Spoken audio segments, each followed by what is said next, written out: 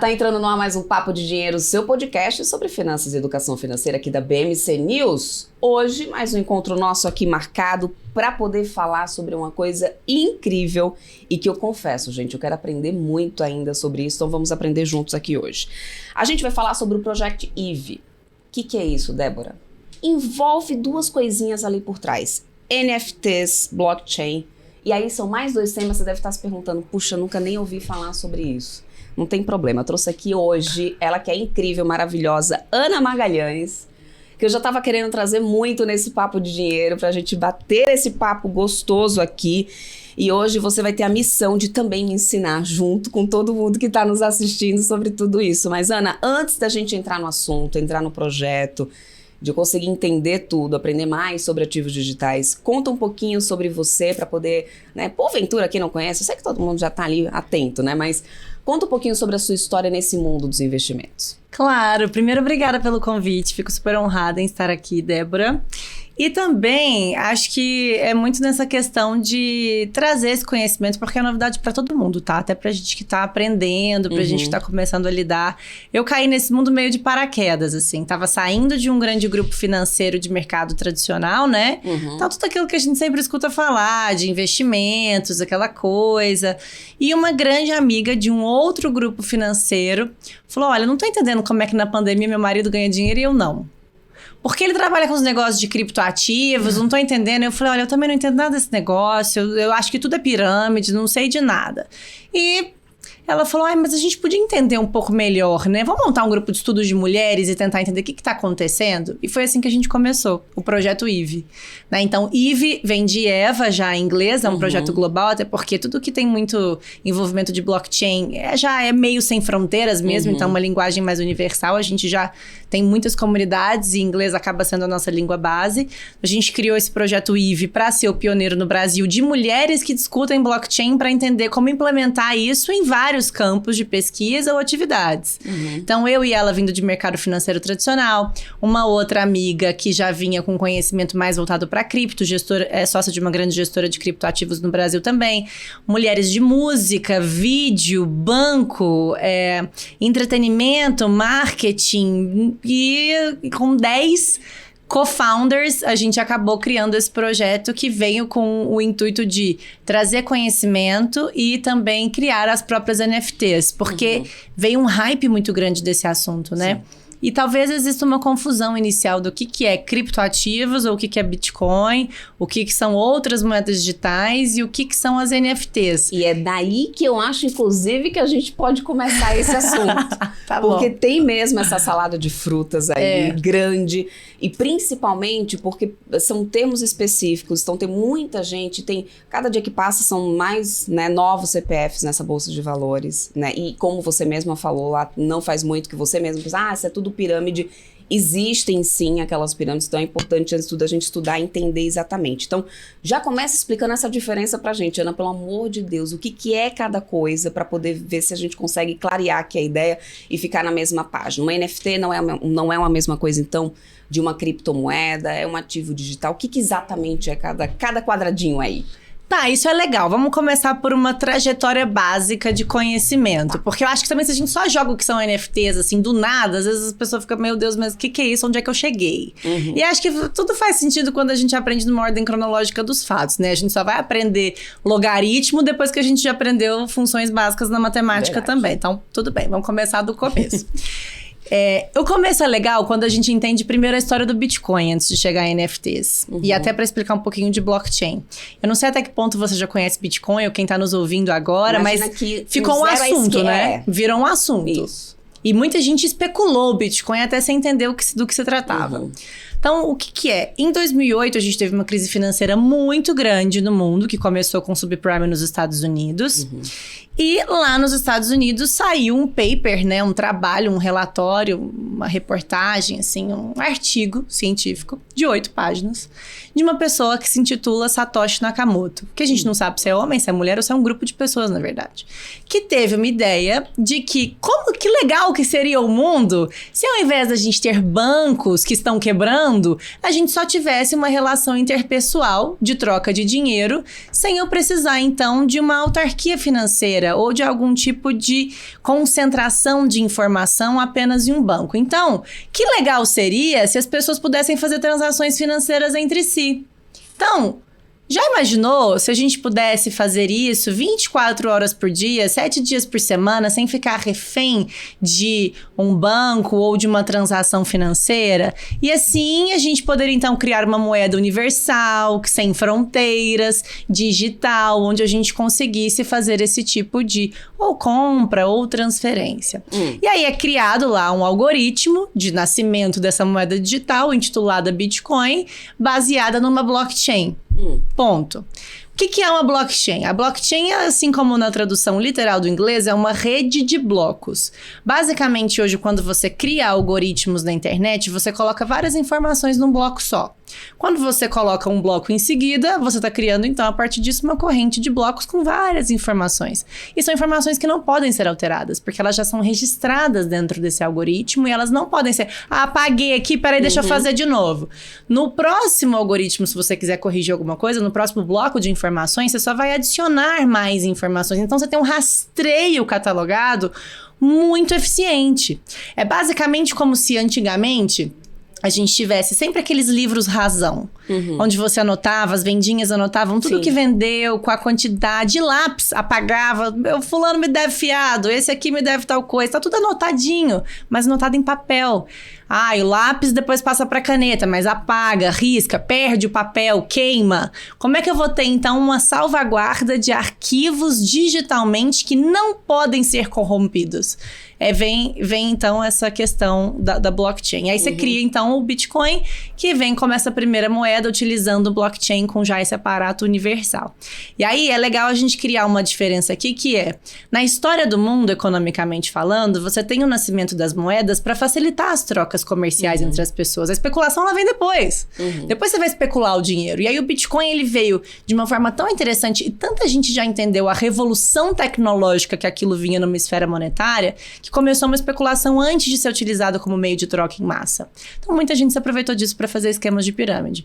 Mas, embora exista esquema de pirâmide, não só no Bitcoin, mas em vários outros aspectos, nesse quesito da criptomoeda, dela existir digitalmente, é inegável que existe uma revolução digital muito grande. Sim. E aí, olha só que curioso, enquanto ninguém sabia sobre isso em 2008, recentemente no Brasil, né, uma coisa relativamente nova, quando surge o Pix, ele já vem como uma personificação dessa possibilidade de você fazer transações financeiras entre pessoas, ou entre empresas, ou entre uma pessoa e uma empresa, de forma descentralizada, vou até colocar entre aspas, porque você ainda faz perante ao banco, não é eu e você, né? Seria ainda eu e você se ainda tivesse alguma... Exato, se não tivesse barreira nenhuma. Mas já facilita, não preciso então pagar para fazer uma transferência, que antigamente você pagava para fazer TED ou DOC, você tinha que esperar o horário, você tinha que ir pessoalmente na agência, você tinha que assinar um papel pessoalmente. Então, é muito mais essa questão de ganhar eficiência, escala e aplicar tecnologia para facilitar esse processo. Que vem com uma última característica, que é legal, que é devolver às pessoas autonomia sobre as transações e as informações que elas querem. Então, depois, mais pra frente nesse bate-papo, é legal a gente falar de por que dentro da Web 3.0, que é o que a gente vive hoje, é que isso tá acontecendo. E não na Web 1 e nem na Web 2. Mas esse é um outro papo. Espero que tenha ficado claro esse começo, pelo menos. Agora o negócio tá começando a clarear, tem uma luz aqui nesse túnel aqui. E onde é que entra a NFT nessa história? Aí, isso é legal, porque as NFTs elas vão vir depois. Por quê? A partir do momento que você entende que é possível, então, criar blockchain e colocar nessa nuvem, né? Que é uma palavra que eu detesto. Porque quando você fala assim, tá na nuvem. As pessoas ficam tipo, beleza. Que nuvem é essa? Se São Pedro decidir fazer chover hoje, já era nuvem. Podia ser qualquer outra palavra, gente. Mas, tá na nuvem, tá... Então fica parecendo uma coisa muito elusiva, né? Muito abstrata.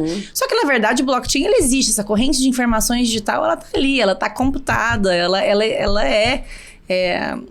existe, né? Ela é concreta. E a nuvem parece que ela é muito aleatória. Mas, a partir do momento que surgiram as moedas digitais, vieram a posteriori, né? Veio a implementação a posteriori do que são os smart contracts, que aí é um outro nível, que são os chamados, na tradução ao pé da letra, de contratos inteligentes.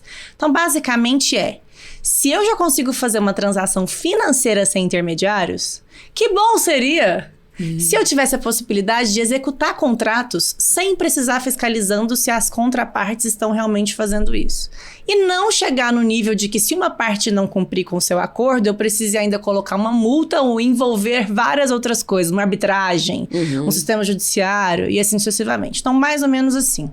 Eu e a Débora firmamos um acordo que hoje, nesse dia, tal horário, eu estaria aqui para fazer essa participação no Papo de Dinheiro e que, em contrapartida, seria negociado X coisas, que sejam 5 livros assinados, né, da Ana Laura, ou horas do seu dia de trabalho voluntário na ONG que eu tenho, alguma coisa. A gente acordou alguma coisa entre nós.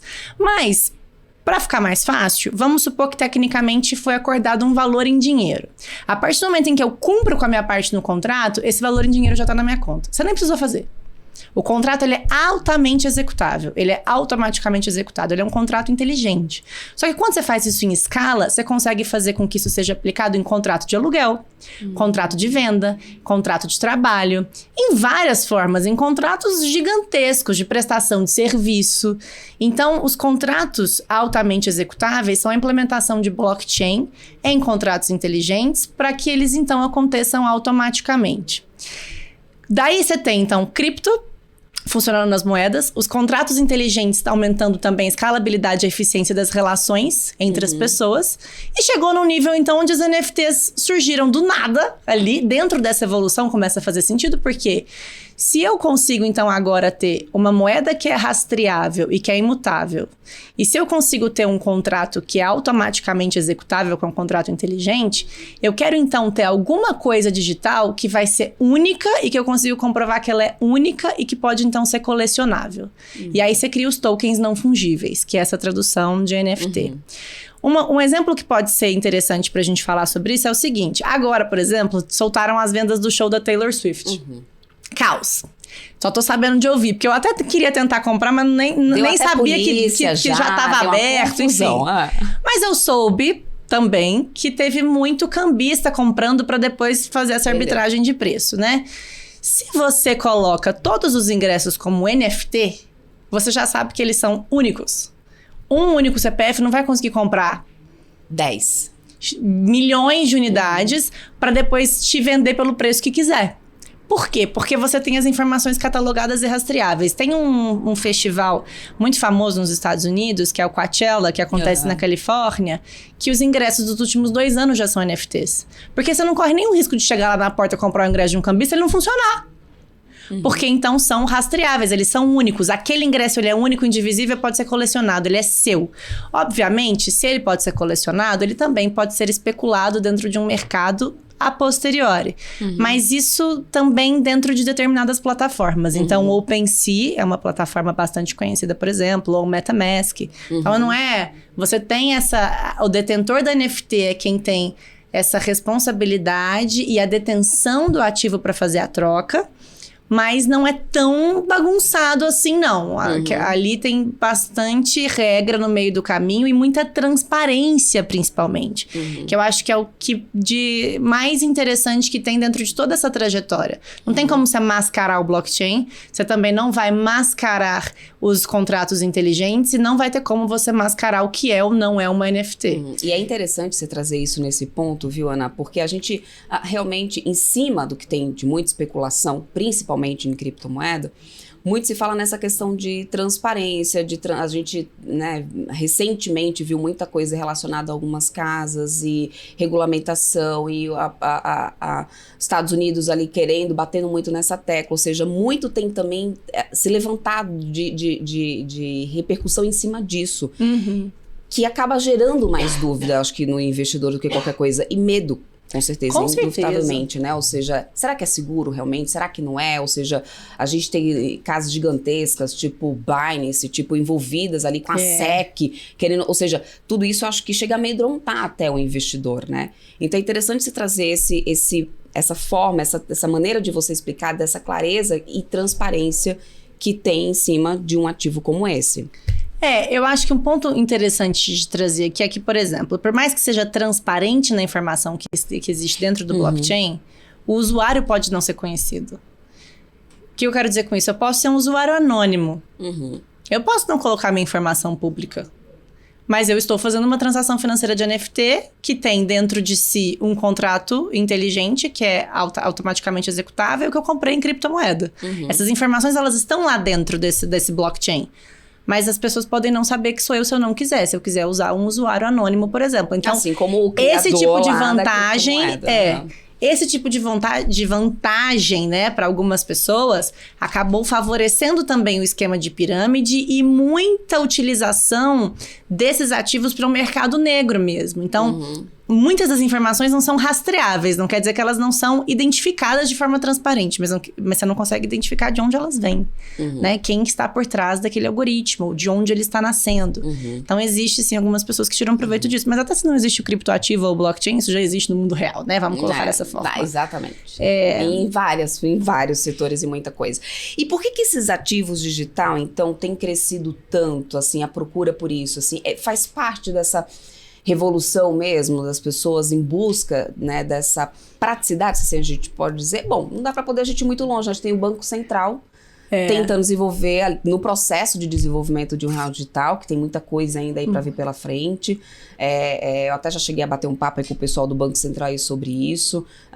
Mas já tem consórcio, já o negócio está em andamento. Ou seja, a gente tem uma autarquia no Brasil que está ali preocupada também em um ativo digital. Sim. Eu quero até comentar sobre isso, mas antes, ao começo da sua pergunta, que eu acho que foi muito legal, que você falou, será que isso tem a ver, né, com... Eu achei até que você ia trazer um ponto cultural, que eu acho que é legal de trazer à tona também, antes de falar de Banco Central, que eu acho que é super relevante. Mas as gerações, elas estão mais digitais, né? Eu acho que você teve uma geração extremamente analógica, depois você teve uma geração de transição, e agora uma geração digital. E essa geração digital tem muita facilidade de lidar com esses ativos sem ficar preocupados exatamente sobre como que você vai ter toda essa segurança. Eu lembro que antigamente minha mãe ficava horrorizada de usar o cartão de crédito numa compra online. Eu faço compras online com super frequência. Coloco os dados do meu cartão. Ou os bancos hoje eles já colocam uma alternativa de cartão digital. Para que você não tenha as informações do seu cartão físico também na internet. Mas não quer dizer que essa compra online ela não aconteça de forma segura. Eu acho que ainda existe um pouco dessa... Tem uma quebra de paradigma aí, né? E uma aceitação cultural muito forte. Porque se não tiver essa aceitação cultural, a evolução ela não vai acontecer. Só que o digital ele já existe. E não existe mais barreiras de divisão entre estar online e offline para as gerações mais novas. Acho que a pandemia trouxe uma intensificação disso, inclusive na estratégia de aprendizado. Hoje as suas aulas são online. Você aprende online. É muito diferente. O entretenimento vem como uma estratégia de educação.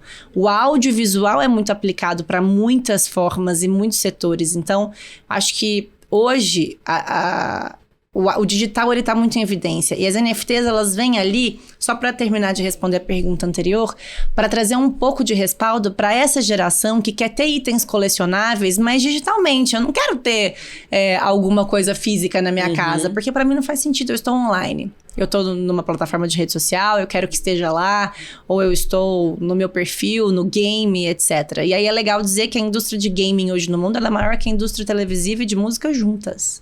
Em questão de faturamento, em questão de números. Então, tem muita gente online ali que às vezes a gente nem vê. Não sou eu, pode não ser você, pode não ser a pessoa que está ouvindo, mas pode ser o filho ou o sobrinho da pessoa que está ouvindo. E existe uma identificação de um grupo de pessoas muito forte para esse setor. E acaba pressionando, entrando no assunto do Banco Central. Por quê? A partir do momento que você tem essa força cultural muito grande, a sociedade ela pressiona uma evolução das autarquias de uma forma muito relevante. Então, se não fosse muita gente usando criptoativos hoje para negociação ou para compra de bens, que já existe, talvez o Banco Central não precisasse, então, ter que estabilizar e criar uma moeda do real digital para que exista minimamente um tipo de equilíbrio dentro disso. Obviamente, né? Obviamente existe aí uma dicotomia. Porque a moeda digital oficial, né, eficiente de fato, dentro do que foi escrito nos artigos, papers, né, nesses papers, é de que não exista realmente nenhum intermediário. Se o Banco Central ele ainda está como intermediário para fazer com que isso aconteça. E aí é diferente, porque o real digital seria uma stablecoin, que a gente chama, né? Ela tem um laço. E não uma criptomoeda. Numa moeda real. Então, você tem ali também algum tipo de utilização. Mas eu acho muito legal, porque tenho visto um pouco da evolução de outros países. É muito legal acompanhar a legislação de El Salvador, que é o primeiro país que institucionalizou o Bitcoin, de fato, assim, regulado, pode usar no país, etc. E mesmo assim não evoluiu muito. Então você vê essa diferença de aceite cultural no país, por mais que os reguladores tenham colocado ele em prática. E outros países onde já se usa com muita escala, mas ainda não é regulado. Então fica aquela coisa, será que a gente pode? Será que não pode? Né? Eu acho que o Brasil tem um case muito interessante de trazer plataformas e soluções que já implementam criptoativos em grande escala, como o Pix, que a gente falou no começo dessa conversa, né? Às vezes a gente não sabe a tecnologia que tem por trás, mas ali ela é basicamente a personificação do que foi a origem do Bitcoin em 2008. E várias outras formas de fazer com que isso evolua também. No piloto do Real Digital do Banco Central, acho que foi muito legal. Eles têm o interesse hoje de fazer liquidação de título público federal, né, através desse Real Digital, e tem vários players, vários bancos, vários consórcios foram aprovados para que isso realmente entre em prática. Então, eu acho que vai ser legal de acompanhar. Tem um futuro aí na frente bem interessante, bem promissor, e só um adendo aí, inclusive, né, eu trouxe aqui essa questão, né, que houve todo esse auê aí da SEC junto com algumas instituições, muita gente no mercado até esperava, assim, que tivesse uma queda fortíssima, tal, no Bitcoin, e aquilo ali passou e a criptomoeda não teve essa queda, assim, tão abrupta, justamente com o mercado não precificando esse tipo né, essa situação que estava correndo ali no momento e seguindo a vida e segue assim, ou seja, prova que realmente tem algo muito mais forte por trás nessa coisa da evolução, eu acredito, e na tendência do digital. Acho que isso é um ponto aqui para ficar. Ô, Ana, mas em relação às marcas que têm conseguido tirar proveito desse tipo de ativo, assim, você já tem visto também uma onda em relação a isso, assim, marcas preocupadas em conseguir se posicionar da melhor forma para poder tirar o proveito disso? Sem dúvidas. Dentro do nosso projeto, né, da IVE, a gente tem, inclusive, duas co-founders que são muito enraizadas nessa questão do marketing. Uma que é a Kim Farrell, ela é diretora de marketing do TikTok Latam, e ela mora no Brasil, ela é originalmente de Boston, então ela traz muito sobre essa questão também de como você aproveita esse digital hoje na maior plataforma de rede social do mundo. E a gente tem também a Núbia Mota, que é sócia da Adobe. Então ela tem muito essa cabeça de como que as marcas, grandes empresas hoje no mundo, Nestlé, Prada, né, para falar de marcas internacionais, principalmente essas marcas voltadas à moda, elas implementam essa questão do blockchain dentro dos seus produtos a serem distribuídos ou até nessas estratégias de escala e eficiência na distribuição dos seus produtos ou na contratação de novas pessoas. Então, a gente vê que existe sim algumas dessas pessoas. Inclusive, são dois nomes legais para você trazer aqui, para trazer um pouco de exemplos embasados, assim, que eu acho que seria muito legal. Legal. Já fica aqui a dica, na produção já anota aqui para nós, pelo amor de Deus, para poder a gente não perder aí essa oportunidade. Não, e ó, nas 10 co-founders da IVE, o que você vai ter de papo para NFT de setores diferentes, vai ter chão, vai ter assunto. Vai ter assunto. E aí vem uma próxima pergunta que eu acho que quando a gente fala de investimento, não dá para poder a gente também, principalmente a gente tá, né, no papo de dinheiro, que a minha ideia que é sempre trazer educação financeira beleza, entendi o que é um NFT, entendi o que é um blockchain, o que é esse meio, mas eu tenho perfil para investir nisso? Essa pergunta é excelente, porque eu acho que primeiro a pessoa pensa que quer ganhar dinheiro, depois ela pensa sobre o quê, né? Então, meu Deus, eu quero ganhar dinheiro. Aí depois você tem a época do comprar terreno, aí você tem a época do investir na bolsa, aí agora você tem a época do criptoativo, e sendo que, na verdade, não existe um investimento certo para todo mundo. É um investimento certo para cada um, pela fase de vida, pelo quanto você quer investir, pelo seu objetivo, pelo seu perfil. Então é legal você fazer essa pergunta de perfil, porque às vezes o que funciona para o outro não vai funcionar para você. Às vezes você comprar o mesmo produto que a sua amiga que comprou, só de você ter comprado outro de outro preço já é diferente. E o mercado, por mais que ele caminhe para um lado só, as razões, né, e a forma como isso reflete na vida de cada um é muito diferente. Então, vamos falar primeiro sobre as NFTs, que eu acho que é um assunto super interessante. Quem é perfil de comprar uma NFT? A NFT ela tem características legais, que é, primeiro, ela traz ali, então, a catalogação de um ativo colecionável. Você é colecionadora? Eu tive uma época na faculdade que eu adorava colecionar cartão postal. Papel de carta, já me Papel de carta! Gente do céu. Papel de carta com adesivo, tinha aquelas assim, né? coisas, isso era legal. Tinha uma pasta enorme com papel de carta. Exato. Então, você pode ter um perfil de coleção. Então, você quer fazer uma coleção de algum ativo digital? Quem gosta de fazer coleção de ativo digital, tudo bem. Hoje existem várias exposições de arte que você vai lá e não tem nenhum quadro analógico. Você só encontra televisões com o quadro sendo exposto, vai mudando de tela, etc e tal, enfim. São perfis diferentes. Sempre incluindo uma geração que ou tem interesse mais para isso, ou pessoas que, independente da geração, se interessam por tecnologia. Então, primeiro, para você ter uma NFT, faz sentido, então, você ter esse perfil colecionável e que também goste de participar de uma determinada comunidade, que é a segunda principal característica de uma NFT. Se a gente compra uma NFT hoje do Project Eve, por exemplo, né? Uma NFT da Eve, além de você ter um ativo colecionável de uma figura que representa a Eve, e ali a gente traz personificação da beleza feminina em vários níveis, vários tamanhos, cores, tipo de cabelo, acessório, que seja um jihad, que seja uma roupa mais japonesa, enfim, expressão de cultura em diversos níveis, você entra para uma comunidade de discussão de evolução do blockchain no Brasil. Então, você só tem acesso a esse grupo de discussão hoje, nós somos 17 mil pessoas. Você só entra nesse grupo se você tiver um ingresso. Qual que é o seu ingresso? Entrar como NFT. Só que hoje as NFTs no mundo são assim. Hoje você entra em determinadas festas no mundo se você for portadora de uma determinada NFT. Você participa de um determinado evento se você tiver aquele ingresso, que é ter NFT daquele grupo de pessoas, participar daquela comunidade. Então volta um pouco essa discussão de você pertencer a um determinado ambiente, a uma determinada esfera de pessoas que gostam das mesmas coisas que você, que não necessariamente moram na sua cidade, né, que são do seu país e assim sucessivamente. Então, NFT, eu acho que para traçar esse perfil principal é para quem gosta de colecionar itens digitais e gosta de participar de comunidades e quer desenvolver, ajudar na construção do debate para isso. Cripto. Quem deve ter cripto, né? Que seja na carteira ou para investir. Acho que é um perfil mais agressivo, não necessariamente de colecionador, mas que for já amante dessa evolução tecnológica na esfera financeira também. Eu, particularmente, acho que não tem como voltar para trás. Eu acho que a tecnologia ela já foi aplicada em muitas esferas. E na econômica, ela agora chegou para ficar. Agora, vou investir em Bitcoin, ou Litecoin, ou Solana, ou qual moeda, né? Para onde eu vou?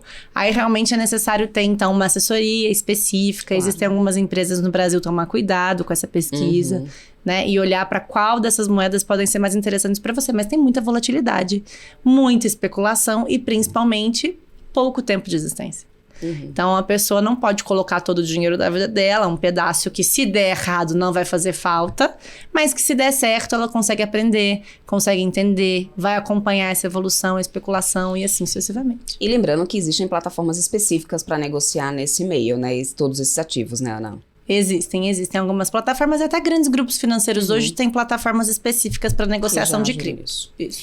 E aí agora, então, entrando no projeto. O que quiser, como surgiu, a gente até já entendeu bem. Aí o Project Eve, ele abrange muita coisa que eu já andei lendo aqui, mas antes da gente chegar nisso, você já deu um spoiler aqui pra mim, que são várias NFTs e que abrange ali a beleza feminina, inclusive, de várias maneiras, né? Vocês dão um start exatamente que momento? Vem um grupo de estudo que você me falou, e aí quando que vocês se dizem assim, estamos prontas, vamos lançar? É isso. Essa pergunta é muito legal, porque como a gente começou com 10 amigas, a partir do momento que essas 10 amigas chegam em casa contando pro marido, ou pra uma outra amiga, ou pra irmã, ou pra alguém, sempre vem na próxima reunião mais uma pessoa. De repente a gente se viu com 100 pessoas dentro da casa de uma de nós. Falou, calma, isso aqui tem que virar um evento, vamos começar a organizar. E agora, pra gente fazer esse evento, putz, a gente tem que servir alguma coisa, será que a gente cobra? Não vamos cobrar nada, não, a gente quer que as pessoas participem, traz o que quiser, quem quiser. Não, mas agora tem que ficar mais organizada, porque aquela pessoa gostou do assunto. Como que a gente consegue contato dela de novo? Alguém pegou o e-mail? Alguém tem o contato? Quem trouxe? Aquela pessoa que fez a pergunta, quem era? Então começou assim, ainda trazendo uma necessidade de organização, sabe? E aí a gente falou, não, então e se a gente lançar então as nossas próprias NFTs? E aí entra nessa comunidade as pessoas, porque a gente tem um filtro, a gente vai conseguir consultar essas pessoas. Só que na construção do NFT a gente precisou envolver uma empresa de tecnologia, e aí a gente colocou colocou as NFTs à venda no MetaMask, no OpenSea, que são as principais plataformas de negociação. A gente decidiu lançar 300 tokens de governança, então são 300 pessoas que podem, ou 300 pessoas, ou 300 votantes, 300 votos. Uma pessoa podia comprar até 6 NFTs. E cada NFT representa um voto. Então, para você entrar ali dentro e votar nas demandas. Então, por exemplo, a nossa primeira demanda foi: vocês querem fazer NFT? Votação. Sim, beleza. Então, vamos fazer 300 tokens de governança. Colocou na plataforma, a gente deu sold out em 16 horas. Então, foi muito legal. Daí, você criou essa comunidade. O grupo conversa dentro do Discord, que é uma nova rede social das NFTs, né? O problema é esse, que tá sempre vindo uma coisa diferente. Mas tá todo mundo no Discord agora. E aí, no Discord olha, a gente tem X de remuneração das vendas das NFTs. E dentro da IVE, a gente tem o objetivo de apoiar projetos de mulheres. Voto para o projeto que vocês querem que vá. X% para o projeto 1, X% para o projeto 2, X% para o projeto 3. Ou vote aqui se você quiser que 100% vá para um projeto específico, porque, por exemplo, é época de combate a câncer de mama e seria melhor a gente fazer a concentração dessa renda para um grupo específico. Então, cada pessoa, por quantidade de NFT, consegue votar lá dentro. E a gente começa com outros votos. Então, próximo encontro, terça, quarta ou sexta. 5, 7 ou 8 da noite. Então, por maioria, a gente acaba também traduzindo um pouco de como isso vai evoluir. Mas a gente tem o objetivo de lançar uma coleção mesmo de 10 mil NFTs. Os 300 tokens de governança acabaram muito rápido. E a gente tem essa construção da comunidade que tá muito legal por enquanto. Acho que são 180 pessoas, se eu não me engano, em média. São 300 tokens de governança, mas a gente tem 180 pessoas diferentes. Obviamente, a gente não tem essa assiduidade de 100% em todas as votações e todos os encontros. Mas já é muito legal, porque, agora eu tô aqui nesse podcast, uma outra sócia, né, uma outra founder vai em outro lugar. A gente alastra um pouco da informação de tudo isso. E a ideia sempre foi trazer conhecimento sobre as NFTs no geral, né? E não só como as pessoas podem tratar isso como investimento, mas é muito mesmo para empoderar mulheres dentro disso. E eu vou querer entrar um pouco mais nesse assunto. Mas daqui a pouquinho, depois do intervalo, você continua com a gente. Ana Magalhães aqui comigo no Papo de Dinheiro. Não sai daí que a gente volta já.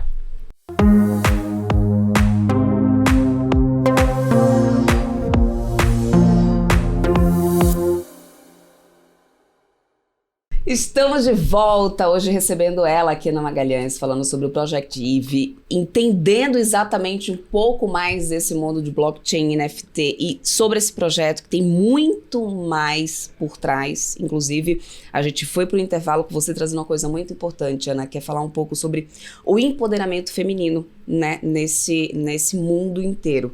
Porque assim, se a gente fala investimento, mercado financeiro, são palavras que estão muito atreladas a um mundo muito mais masculino, né? E isso tem mudado muito nos últimos anos, não só na forma de investimentos mais tradicionais, mas também nesse mundo digital. E aí onde eu quero chegar, vocês trazem essa coisa do empoderamento, mas porque em que momento vocês sentiram essa necessidade? Essa pergunta é incrível, porque a IVE, ela nasceu já a partir dessa necessidade. A gente só começou a reunir mulheres na casa uma das outras porque veio um inconformismo de uma delas de falar: o que está acontecendo aqui, que no meu projeto normal, na economia real, na pandemia, nada está evoluindo, mas no projeto do meu marido, que é totalmente digital, que está conectado com o mundo todo, as coisas estão funcionando. E aí, quando ela descobriu, né, a principal sócia, a Cíntia, um excelente nome para você trazer aqui, ela é uma super empreendedora, ela já vendeu uma empresa em 48 horas. É louca.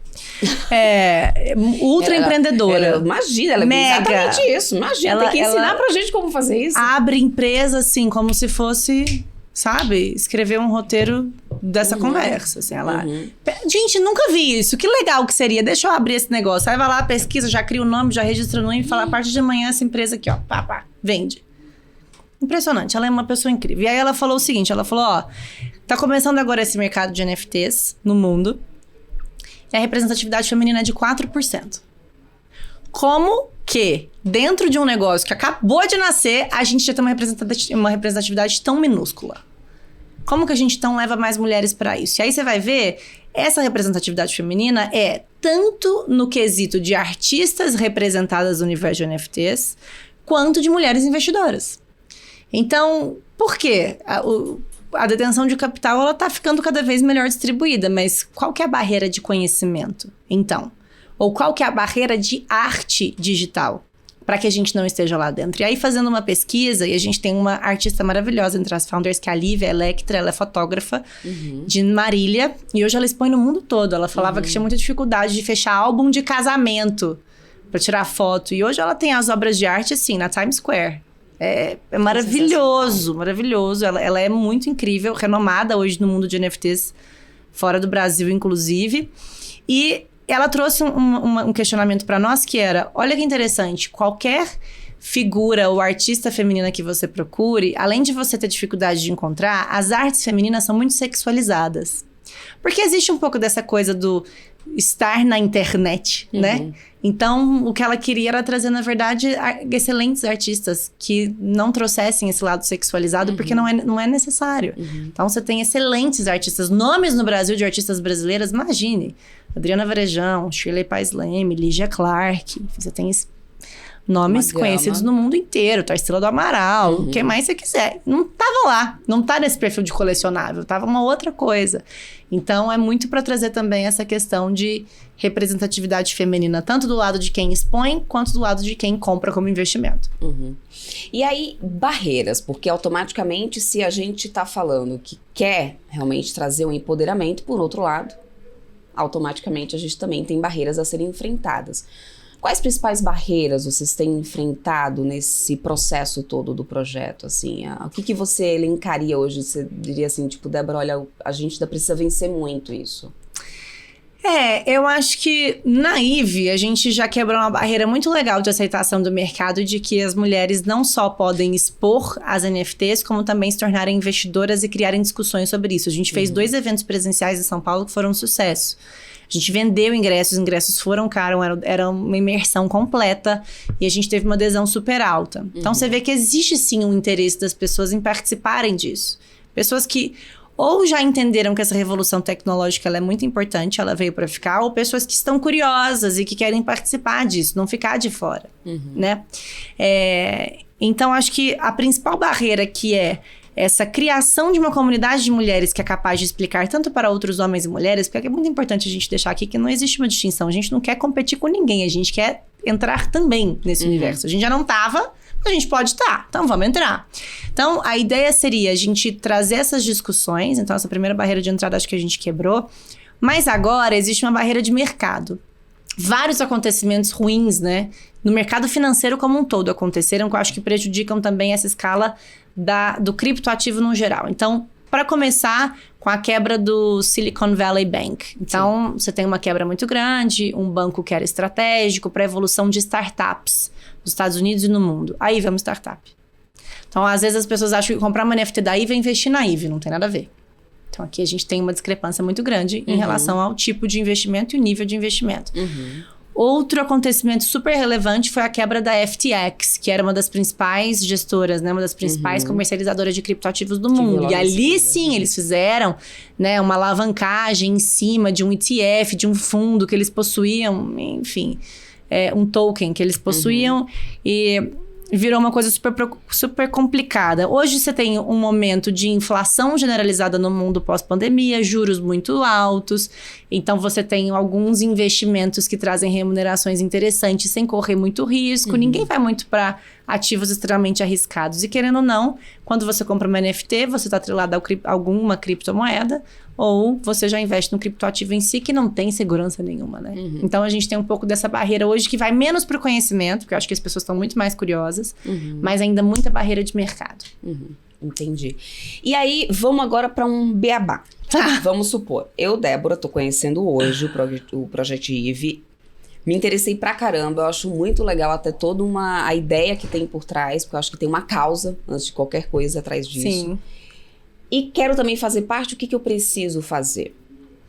Hoje O que eu recomendo para você e para os nossos ouvintes, né, quem tá aqui te ouvindo, te acompanhando, é seguir as redes sociais da IVE, porque a gente não tem hoje em aberto uma coleção de NFT ainda, mas a gente está prestes a lançar.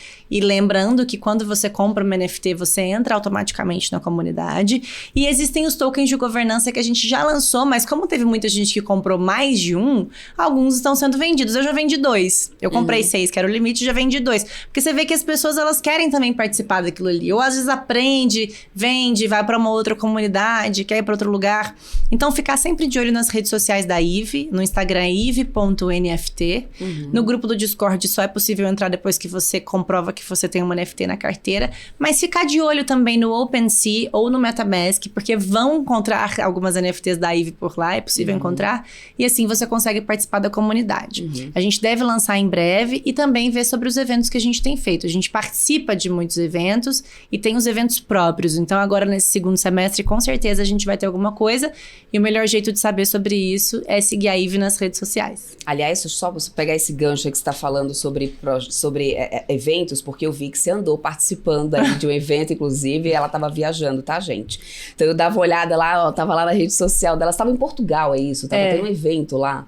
É, o maior evento de ativos não fungíveis, né? Uma conferência de ativos não fungíveis. Eu fui fazer um painel junto com a Electra, que é essa nossa artista da IVE, para discutir um pouco desse momento. Então, é muito legal. É um evento na Europa, onde se tem um expoente muito grande de artistas, de colecionadores também, e um universo digital muito evoluído.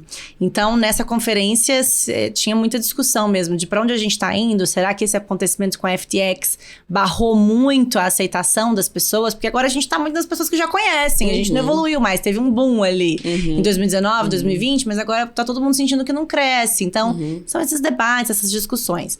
Em abril também estive na NFT New York, mas aí é menos discussão e mais arte, né? É muita arte sendo exposta, muitos colecionadores, muitos eventos que você só entra com tal NFT. Teve um acontecimento que ficou famoso, que a Madonna fez um show surpresa num lugar que você só entrava se você tivesse uma NFT X, assim.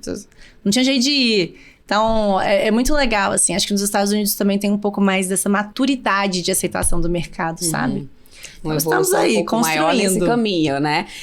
Ana, só para poder a gente ir finalizando aqui no nosso papo, que a gente vai chegando, eu queria abordar um outro ponto que durante essa nossa conversa me veio à cabeça, assim. A gente falou sobre uma possibilidade, o avanço nesse mundo digital, ao mesmo tempo em que a gente tem um mercado, né, passando por uma situação como está passando agora, cenário econômico, político no mundo, tudo isso vem pesando muito, acho que nos investimentos de qualquer pessoa no mundo inteiro. E aí a gente também tem uma questão de um câmbio ali que vem uma certa volatilidade, aquela coisa toda, todo mundo fica muito atrelado a uma moeda e tudo mais. Ou seja, dá para poder falar de uma questão de diversificação no meio de tudo de ativo digital? Dá para poder pensar nisso, pensando apenas em ativos digitais? Com certeza. Acho que até essa teoria da diversificação, ela é muito importante, né? Inclusive no mundo digital, de ativos digitais. Sim, com certeza, em qualquer lugar, assim. Aquela frase famosinha, muito básica, de não coloque todos os ovos na mesma cesta, serve para tudo, né? A gente não precisa nem fazer uma restrição setorial dentro desse aspecto. Na verdade, é exatamente não restringir setorialmente.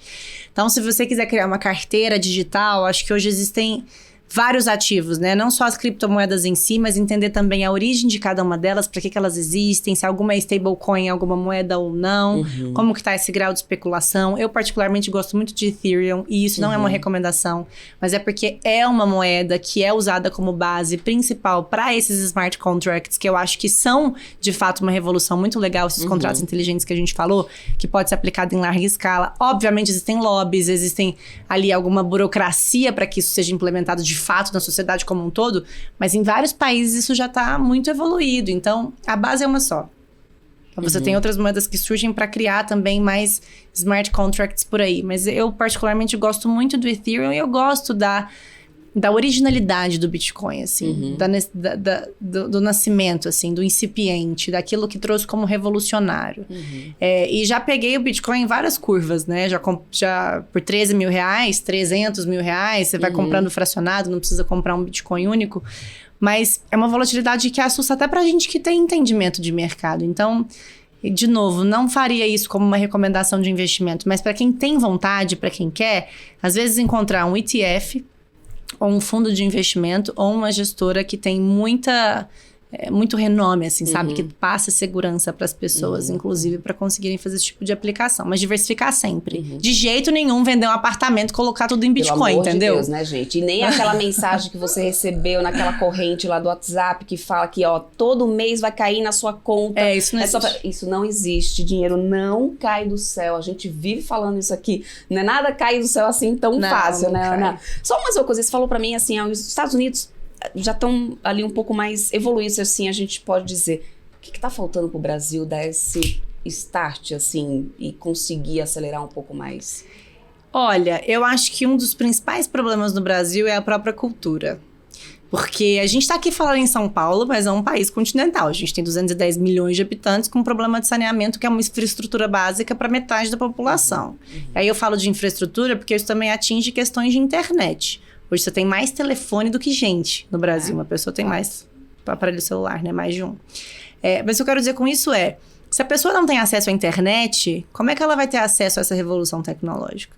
Então, eu acho que uma das principais barreiras seria essa, né? Então, os Estados Unidos, poxa, já é um país bastante desenvolvido, as pessoas já têm mais contato em maior escala com a tecnologia em muitas das esferas. Então, tem uma aceitação mais simples também.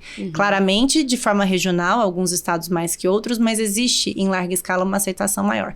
Acho que aqui no Brasil a gente tem uma concentração muito forte em Sudeste, né? E depois você vai para outras regiões do país com pessoas que têm contato mesmo com tecnologia, ou conhecimento, ou curiosidade de estar inserida dentro disso. Mas, independente disso, acho que o Banco Central tem agido de uma forma muito interessante, porque o Roberto Campos Neto, ele virou referência no mundo, né? Ele é o atual presidente do Banco Central no Brasil, ele vai em várias conferências, ele fala sobre isso, se mostra interessado e colocou o Brasil à frente de muitos outros países já mais desenvolvidos que nós, na questão de tecnologia e discussão com os agentes regulatórios e com os players, né? Os atores financeiros do Brasil, para que essa evolução de fato aconteça.